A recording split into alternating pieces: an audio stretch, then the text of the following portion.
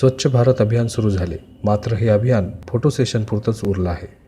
पण परभणीतील युवक मागच्या 22 वर्षांपासून लाकडाची होळी करण्याऐवजी परिसर स्वच्छ करून जमा झालेल्या कचऱ्याची होळी करून पर्यावरण संरक्षणाचा संदेश देतात. त्यामुळे त्यांच्या या स्तुत्य उपक्रमाची चर्चा शहरभर होते. परभणी शहरातील पाणी वीज बचत गटाने मागच्या 22 वर्षांपासून सुरू केलेला कचरा होळीचा उपक्रम आजही सुरूच आहे. गटातील सदस्य शहरातील अनेक भागात जाऊन परिसर स्वच्छ करतात. आज होळीच्या दिवशी शहरातील शनिवार बाजार परिसर स्वच्छ करून तेथील कचऱ्याची होळी केली. झाडे तोडून लाकडाची होळी न करता व पर्यावरणाचा ऱ्हास न करता स्वच्छ परिसर ठेवून कचऱ्याची होळी करण्याचा संदेश ते दरवर्षी देतात.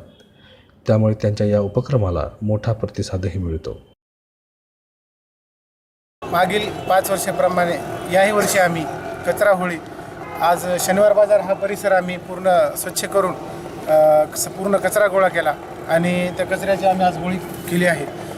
मागील 5 वर्षापासून पाणी वीज बचत गटाच्या माध्यमातून आम्ही परभणी शहरात कचऱ्याची होळी करत असतो आणि या होळीनिमित्ताने आम्ही शिवामुक्त कचरा होळी व वाईट विचारांची होळी देखील करत असतो.